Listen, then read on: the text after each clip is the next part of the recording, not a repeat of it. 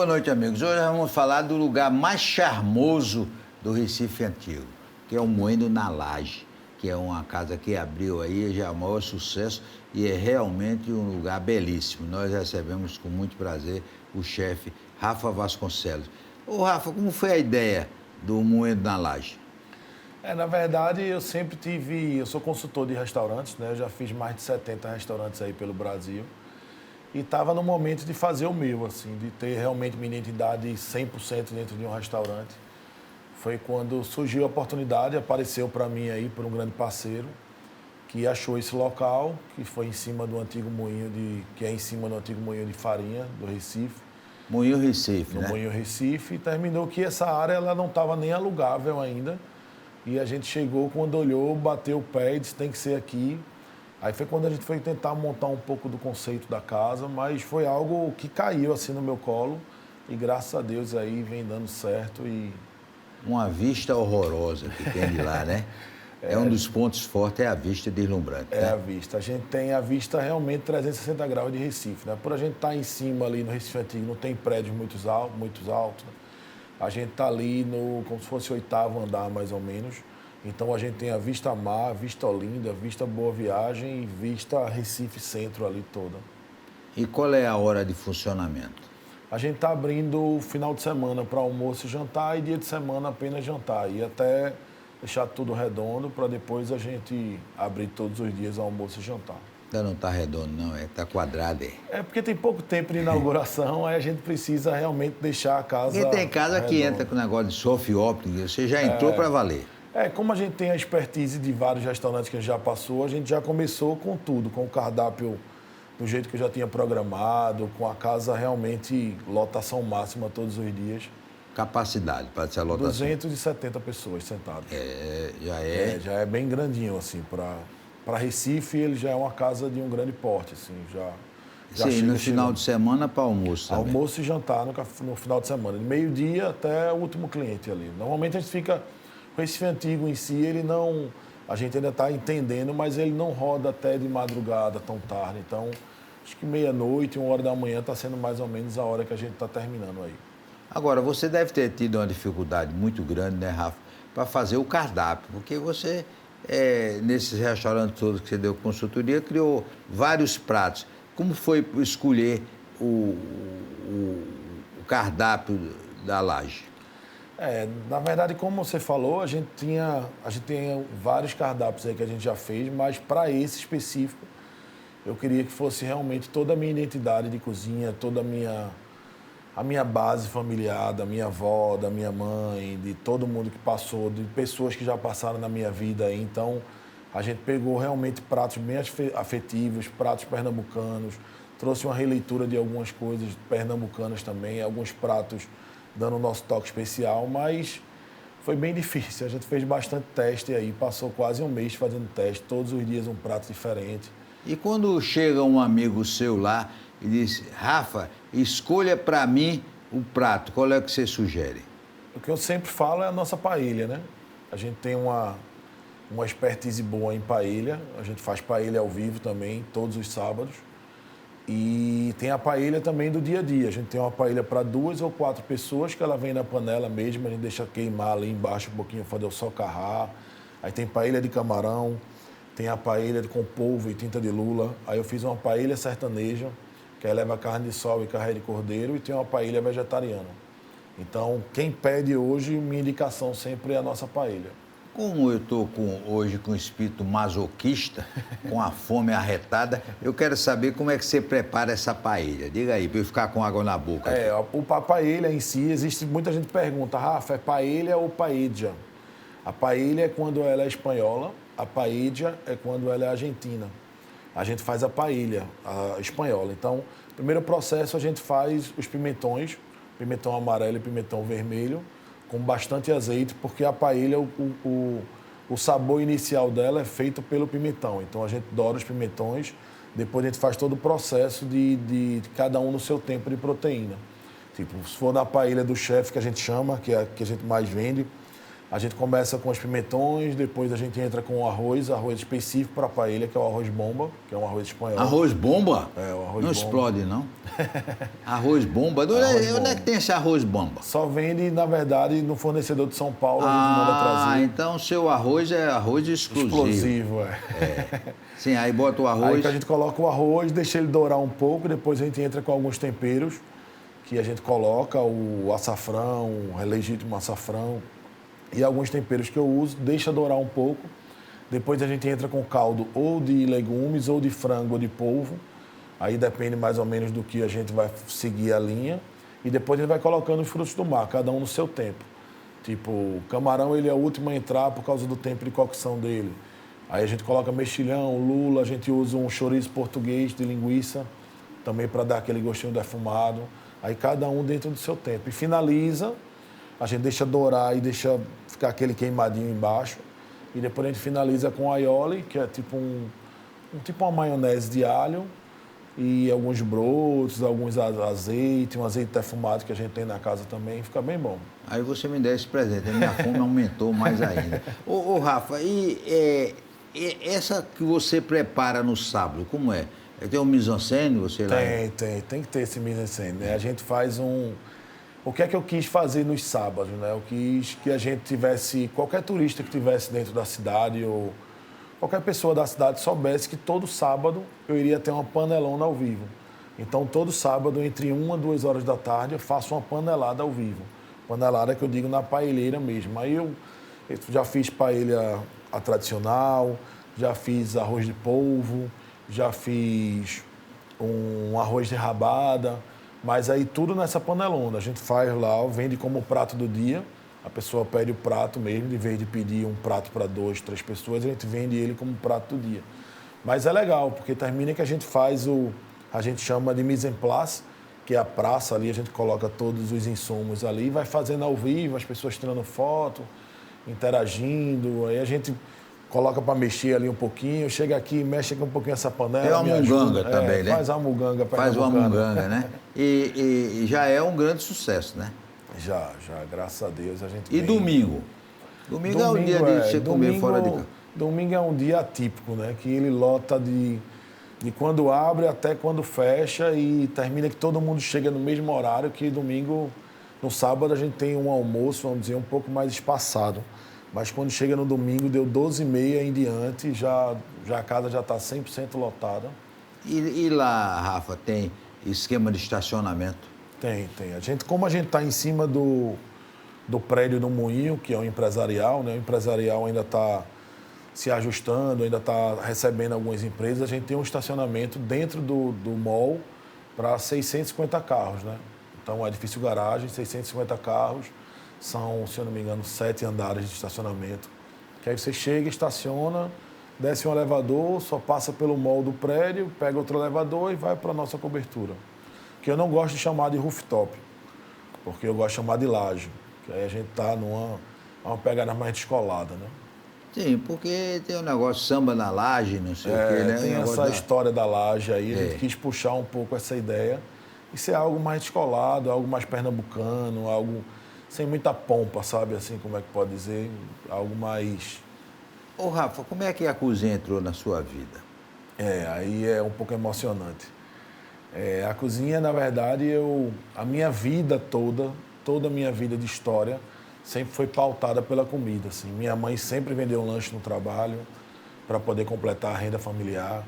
A gente passou aí uns 15 anos da minha vida vendendo cachorro-quente em Olinda, na calçada do Morisco.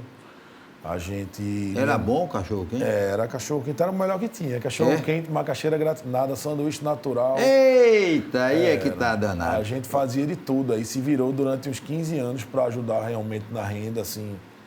Minha mãe sempre como uma grande batalhadora. E terminou que eu entrei para um outro ramo. Eu fui publicitário, trabalhei uns 15 anos com agência. E de 8 anos para cá eu tinha tido um surto assim de cabeça de que eu precisava mudar de profissão, que eu não estava mais gostando. E foi quando, e financeiramente falando também, foi quando eu disse, mãe, vamos pensar aqui em alguma coisa que eu possa realmente vencer na vida, porque eu não estava crescendo. Então foi quando eu pulei para a gastronomia, porque é algo que já era muito dentro ali. A gente sempre, a nossa casa sempre foi pautada com comida. Meu irmão, minha mãe, minha avó, minha outra avó, parte de pai, tudo sempre foi muito pautado na comida. Então eu trouxe um pouco do que eu sempre fiz, do que eu sempre ajudei minha mãe ali na panela para começar a vender comida. Montei um buffet pequeno e desse buffet a gente foi crescendo, foi crescendo. Aí fui me especializar, fui fazer faculdade, fiz alguns cursos fora do Brasil, fiz alguns cursos em São Paulo também. E fui fazendo consultorias de restaurantes e foi dando certo, e Deus abençoando, e crescendo, e graças a Deus agora parei tudo, todas as minhas consultorias, e estou só focado no meu mesmo agora. É uma história bonita, né? Uma história... Isso é só um resumo, né? Mas quando você vai adentrar mesmo é que é bem... Ralou para chegar à laje, né? Muito, muito, muito. Tanto que todo mundo diz, Rafa, chegou tua hora. Eu digo, rapaz, não tenho dúvida que chegou, porque o que a gente já passou é difícil, é difícil. Como é que você formou a equipe? Na verdade, eu já tinha uma equipe, eu conheci algumas pessoas na faculdade, e quando eu fiz há 8 anos atrás, e eu tenho a minha equipe hoje eu não tenho palavras assim. Eu tenho o Duda, que é minha sous-chefe, que também virou minha sócia. Eu tenho o Pedro, que é meu irmão, que sempre esteve comigo desde a época de publicitário, que também é meu sócio hoje em dia. Então, eu sempre tento trazer um pouco para junto, porque eu sei o quanto é difícil todo um processo de começar, porque eu tive que recomeçar uma nova carreira. Então, todas as pessoas que estão ao meu redor hoje de trabalho, a gente ajuda financeiramente, a gente ajuda com palavra, a gente ajuda com horário, a gente sai meio que ajustando tudo, sabe? Entendendo um a um. E eu acho que isso vem dando certo, assim. Hoje Agora, a gente está com... Ô, Rafa, para fazer uma mudança dessa, precisa ter peito, né? Com certeza. Muito, né? Eu passei alguns anos aí pensando o que seria. E aí eu digo direto, terminou que minha vida, minha nova profissão de publicitário para cozinheiro, eu pautei ela muito na caneta ali, sabe? Eu quero fazer isso e eu vou dar aula disso, em alguns momentos eu vou dar uma aula de graça, eu vou fazer alguns eventos em parceria, eu vou fazer isso, vou fazer consultoria de restaurante um pouco mais barato, para depois a gente começar a crescer aí. Mas foi tudo muito planejado, sabe? Depois do intervalo, nós vamos continuar conversando com o chefe Rafa Vasconcelos sobre esse novo restaurante que ele inaugurou, que é hoje o lugar mais bonito do Recife Antigo.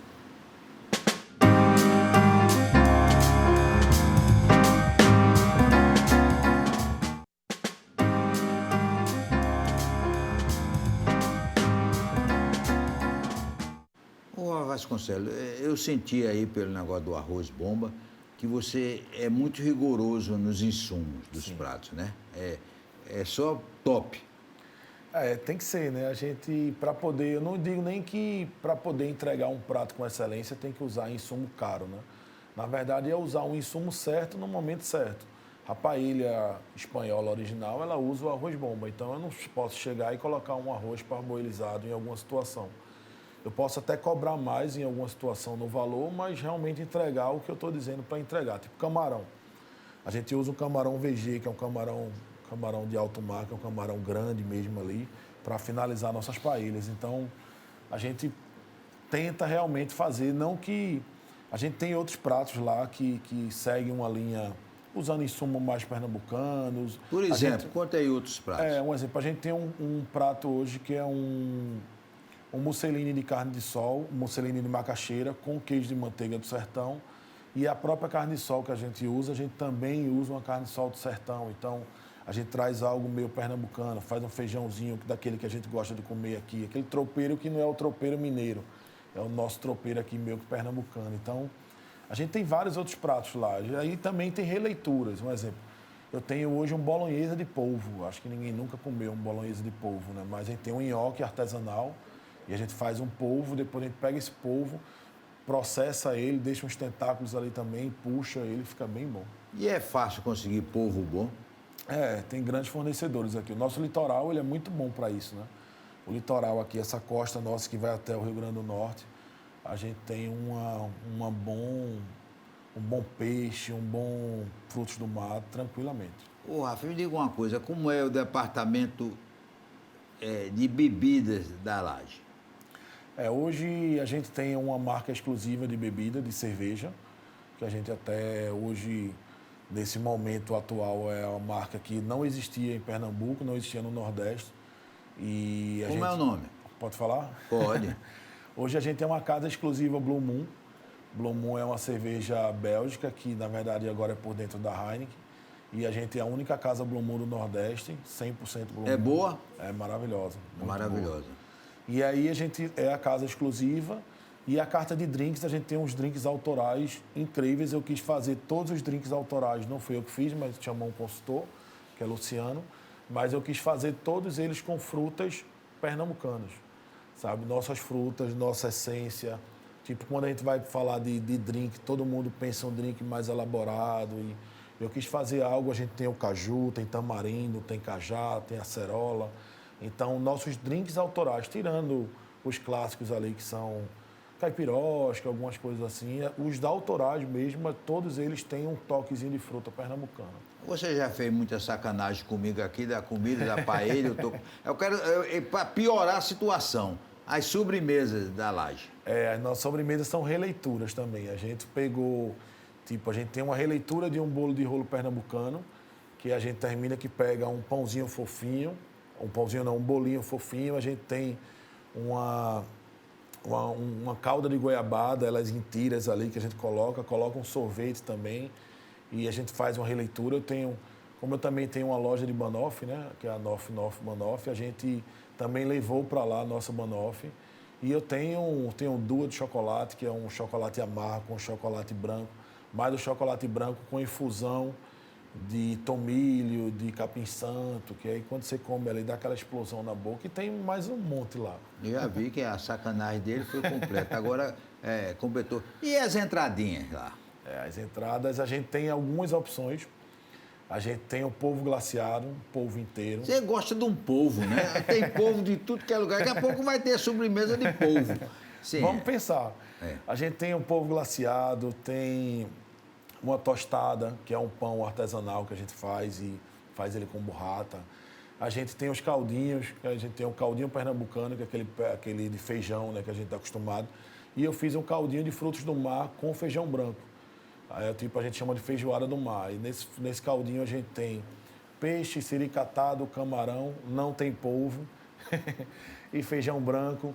Aí a gente tem uma croqueta de vatapá, a gente tem uma croqueta de polvo. O que é croqueta? Croqueta é tipo uns bolinhos.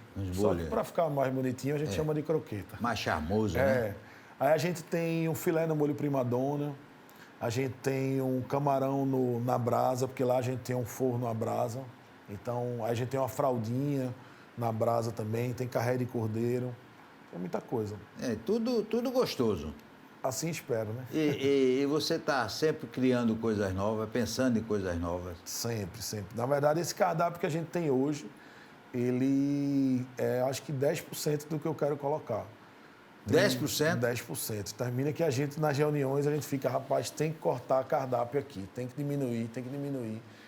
Porque se eu fosse colocar todas as ideias que eu tenho na cabeça, eu ia ter um cardápio de 20 páginas aí, termina que complica. Mas eu vou sempre... a gente vai estudando os números e eu vejo que cada vez que um vai diminuindo, que vai caindo, eu já substituo por outra coisa. Cair, eu substituo por outra coisa.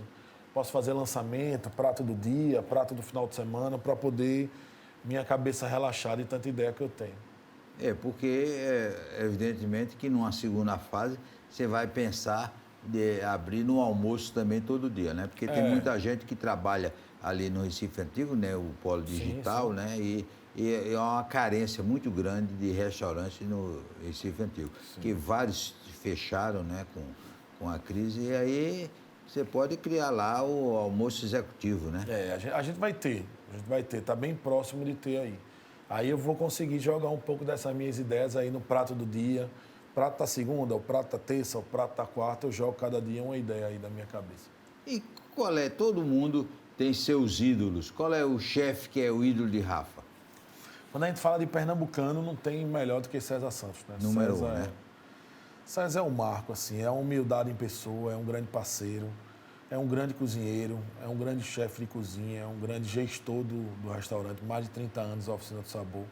É o que eu digo direto a ele. Eu disse, César, eu quero chegar nesses 30 anos aí de casa, só estou aí com tão pouco tempo, mas quero chegar com a mesma excelência que você tem. E sou muito, muito grato a César por tudo que ele já fez por mim. Quando se fala de Pernambuco, o César é o... Ninguém vai chegar onde ele chegou. Isso aí pode passar anos, anos e vários anos e ninguém vai chegar não. E começou no Senac. Começou no Senac. Quer dizer, A história de vida de César é muito bonita, né? Ele é um grande batalhador, é um grande parceiro. Agora eu vou fazer uma cobrança para você botar lá na laje. Botar esse cachorro quente que você se via, olha, você disse que é o melhor do mundo. Você fazia ou comprava industrializado? Fazia, na verdade, eu sempre digo, a gente, quando eu era pequeno, minha mãe, a gente trabalhava desde os meus 12 anos que eu trabalho. E dos meus 12 anos, eu brinco direto, dos meus 12 aos 15, era massa fazer o cachorro quente ali, ao vivo e tal, porque era uma barraca mesmo que a gente tinha ali na calçada do Morisco, lá diziam. E quando dava... Dos meus 15 aos 19 já era uma vergonha absurda estar ali fazendo cachorro-quente. A ideia do adolescente, né? Passava as paquerinhas do colégio, os amigos, ver você ali trabalhando no carnaval. Aí dos 19 aos 20 e pouco já era muito bom, porque eu subia a ladeira, minha mãe me dava R$50, eu ficava meia horinha ali fazendo cachorro-quente. Subia, gastava os 50, descia, pegava mais dinheiro, subia, descia e já comecei a entender que o trabalho, qualquer um que tenha, ele é digno de aplausos, né? Independente do que for. Então, dos meus 15 aos 18, era uma vergonha trabalhar ali vendendo cachorro-quente, macaxeira gratinada. Mas depois que eu consegui entender que aquilo ali era um grande esforço que minha mãe fazia para poder completar a renda familiar, para pagar um colégio, então comecei a virar a cabeça, virar a chave e de lá para cá eu acho que eu nunca tive um mês de férias. Eu quero saber o cachorro-quente. Vamos fazer. Quando você for lá, eu faço um especial para você. Não, eu vou colocar como uma atração, até para ligar a sua história, um pouco da história, né? Um pouco da história. Eu vou colocar, eu vou pensar. Pode ser um cachorro-quente de polvo? Não, de polvo não. A paixão dele é o povo. E quem foi que fez a ambientação daquele lugar tão bonito? A arquitetura foi Polígonos, que fez, e muita coisa da cabeça da gente. Sabe, minha mãe deu muita dica, meus sócios, eu tenho meus 2 sócios, que é Pedro e Duda, que é Eduarda, que sempre trabalhou comigo e terminou que virou sócia, e Pedro, que sempre trabalhou comigo, também virou sócio. Foi um apanhado geral aí de ideias que a gente foi colocando no papel, passou para o pessoal da arquitetura, eles conseguiram replicar muito bem o que a gente queria. E eu estou vendo o seguinte, não é sócios e equipe, é uma família. É uma grande família, uma grande família. Isso é o que eu digo direto. A minha grande família eram 9 pessoas que trabalhavam comigo antes do restaurante. Agora a gente está com mais de 60. E o que eu digo direto em todas as reuniões é que eu quero que essas pessoas eles entrem como uma grande família, que absorva como uma grande família, que a gente sempre foi uma grande família. Então, a gente sabe que trabalhar com pessoas é um pouco mais difícil.